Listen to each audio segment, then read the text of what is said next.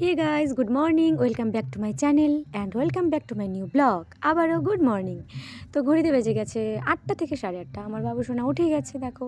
ওর সঙ্গে আমি একটু খুনসুটি করছিলাম, যেহেতু সারাদিন ওর সঙ্গে আমার থাকা হয় না। তো আজকের ব্লগটা শুরু করলাম আমি এখান থেকে।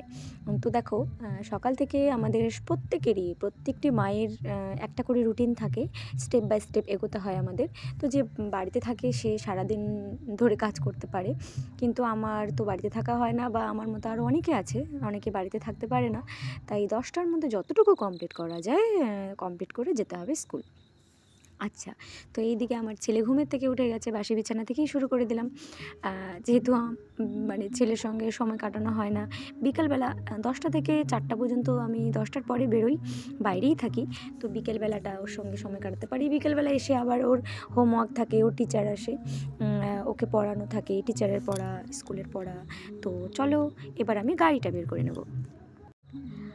আমি ছেলেকে বললাম, বাবু তুমি একটু ক্যামেরাটা ধরো। তো বন্ধুরা জানোই আমি ক্যামেরা ধরে ধরে একা একাই ভিডিও করি, আমার কোনো স্ট্যান্ডও এখনও নেই। তো আমি আমার ছেলে ভিডিওটা করেছে, এর জন্য ক্যামেরাটা ভালো হয়নি, তোমরা কেউ কিছু মনে করো না। আমার ক্যামেরা করার মতো কেউ ছিল না। তো দেখো আমি চলে আসলাম ডিরেক্টলি বাসে। বাস থেকে আমার স্কুলটা বাসে করে যেতে হয়। তো অনেকটা আমি তোমাদের সঙ্গে বাসেও ভিডিও শেয়ার করি মাঝে মধ্যে। তো চলে আসলাম স্কুলে। এই দেখো আমার ছোট্ট সোনারা দাঁড়িয়ে গেছে প্রার্থনা লাইনে। কখনো প্রার্থনার সময় এসে পৌঁছোই, কখনো প্রার্থনার পরে এসে পৌঁছোই। আমি কিন্তু ভিডিওটা মাঝে মধ্যে ভিডিও করে নর্মালভাবে তোমাদের সঙ্গে শেয়ার করি। তো দেখো ওই যে ক্লাসে আমি কথাটা বলেছিলাম, কিন্তু কথাটা পরে অ্যাড করতে আমি চাইলাম না, যেহেতু অনেকটা গ্যাঞ্জাম থাকে। তো আজকে অনেক স্টুডেন্ট আসেনি, প্রোগ্রামের পরে অনেকেই স্কুলে আসছে না, একটু ফাঁকা ফাঁকা। তো ওদের সঙ্গে আমি একটু, সবার শেষে ছুটি হবে এক্ষুনি, সেজন্য ওদের বললাম তোমরা ব্যাগ গোছাও, সবাই মিলে ক্যামেরায় টাটা করো। তো দেখা হবে আবার তোমাদের সঙ্গে পরে কালকের মর্নিংয়ে। তো এদিকে আমি ওদেরকে বললাম ব্যাগ গোছাতে, এদিকে ম্যাম পড়াচ্ছে লতিকাদি। তো ব্যাগ গোছানো শেষ, ছুটি হয়ে গেল বন্ধুরা। ওটা আমি শেয়ার করলাম না, ওই সময় আমরা খুবই ব্যস্ত থাকি। ছোটো ছোটো বাচ্চাদের গার্জেনদের হাতে দিতে হয়, ওরা খুবই দুষ্টু, সবাই তো একরকম হয় না। তো চলে এলাম বাড়িতে। তো চলো, গুড আফটারনুন গাইস। দেখো এই যে এখানে হচ্ছে খেলা। কি খেলা? ব্যাডমিন্টন। এই দেখো আকাশের কি পরিস্থিতি, আকাশে মনে হচ্ছে ঝড় আসবে, ঝড়। এই যে খেলা হচ্ছে, কিসের? ওরা টের পাবে কেন? ইয়ে দেয় নাই, ঘট ঘট ঘট ঘট দেয় নাই। ওই দেখো তোমাদের খেলা আমি তুলছি। কি গাইস? ওই দেখো পাপা বিএস বেটা হচ্ছে কি ব্যাডমিন্টন। তো গাইস একটু পরে হয়ে যাবে সন্ধ্যা। তো আমি যাব, আজকেও আমার একটা প্রোগ্রাম আছে, আমি যাব প্রোগ্রামে। তো আজকেও তোমাদের সঙ্গে শেয়ার করব। ওই প্রোগ্রামে গেছিলাম, ওখানে কি হয়েছিল মোটামুটি শেয়ার করেছিলাম। তো ওখানে যাওয়ার পর ফোনটাও আমার কাছে থাকে না, তো সব কিছু শেয়ার করতে পারি না। তো বিকেলবেলার ওয়েদারটা দেখো কত সুন্দর লাগে দেখতে। এদিকে আমাদের চা বাগানটা দেখতে আরও সুন্দর লাগে, সবুজে সবুজ। তো আমার এখন হতে হবে রেডি। এখন কটা বাজে? 5টা পার হয়ে গেছে না? 5টা অলরেডি পার হয়ে গেছে। 6টায় আসবে গাড়ি, রিজার্ভ গাড়ি। 6টার সময় বেরিয়ে যাব। আজকের প্রোগ্রামটা আছে ক্রান্তিতে। তো চলো দেখা হবে তোমাদের সঙ্গে প্রোগ্রামে গিয়ে। তার আগে হয়তো যদি সময় পাই আরও কিছু দেখাতে পারি। ঠিক আছে চলো। আর ওই যে ওইদিকে খেলা হচ্ছে বাবা ছেলে। আমি কিন্তু আমার ছেলের জন্য এনেছিলাম পেয়ারা মাখা।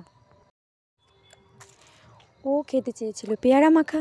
তো আমি যে এদিকে পেয়ারা মাখাটা এনেছিলাম, এনে যে আমি ব্যাগে রেখেছি, আমার কিন্তু বন্ধুরা একদমই স্মরণ ছিল না। তো এদিকে ব্যাগের মধ্যে এটা মনে হয় প্রায় সেদ্ধ হয়ে গেছে।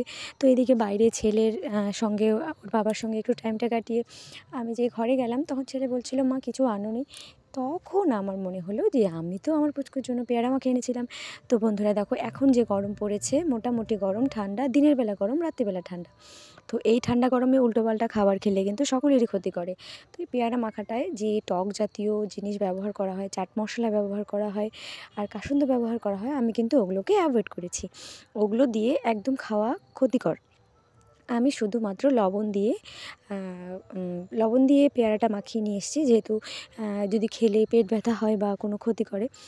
তো এই দিকে কোনো সময় এমন খাবার আছে খেলে আমাদের খুব ক্ষতি করে, কিন্তু আমরা তবুও অনেক সময় খেয়ে ফেলি। যেমন আমিও ক্যামেরার সামনে এসে ভুলভাল খাবার খেয়ে ফেলছি, কিন্তু এখনও আমার ক্ষতি করেনি। যেদিন দেখবো যে অসুবিধা হচ্ছে, তারপরের দিন থেকে কিন্তু আমার সেই খাবারগুলো খাওয়া বন্ধ হয়ে যাবে। এইদিকে আমার দেখো, আমার দুষ্টু পাখি, দুষ্টু সোনা খাবার খেতে খেতেও দুষ্টুমি করছে। ও ক্যামেরার সামনে এলেই কিন্তু উল্টোপাল্টা শুরু করে দেয়। ও নানান ধরনের নকশা করবে আর খাবারগুলো খাবে। এদিকে আমাকে খাইয়ে দিচ্ছে, আমি ওকে খাইয়ে দিচ্ছি। তো দেখো বন্ধুরা, এইভাবেই চলে গেল আমাদের খাওয়া। দেখো গাইস, আমি রেডি হয়ে গেছি অর্ধেকটা। তো এখন ফুলফিল রেডি হব, ঠিক আছে। আমি চলে আসলাম প্রোগ্রামে। দেখো, তার আগে তোমাদের কিছু দেখাতে পারিনি বন্ধুরা, কেননা সেরকম দেখানোর মতো কোনো পজিশন ছিল না। এই যে সবাই আমরা শিল্পীরা, হ্যান্ডসরা এখানে বসে আছে একটা বাড়িতে, কমিটির সদস্যের বাড়ি। তো এখানে পৌঁছে আমরা এখানে গল্প করে নিচ্ছি, তারপরে হব রেডি। এ তো আমার দেওর ছিল এখানে বসে, এটা আমার হাজব্যান্ড। ও এখানে বসে পেট থাপড়াচ্ছে।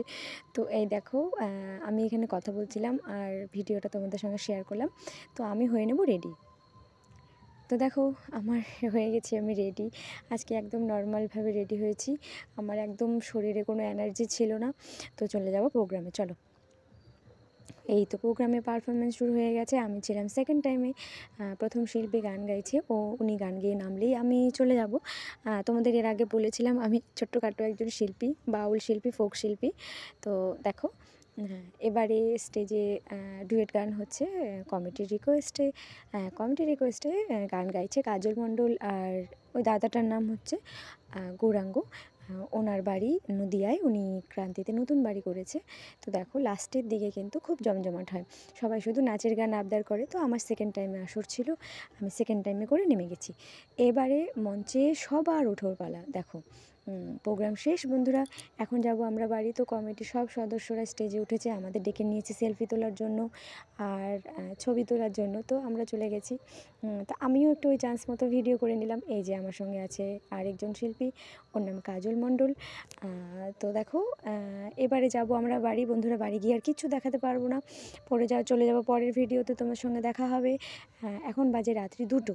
এখন আমরা খাওয়া দাওয়া করবো, বাড়ি যাব, তারপরে গিয়ে ঘুমোবো। তো দেখো, এখানে সবাই আছে। এই যে একজন শিল্পী, ও ক্যামেরায় চলে আসলো। টাটা, বাই বাই, দেখা হবে নেক্সট ব্লগে।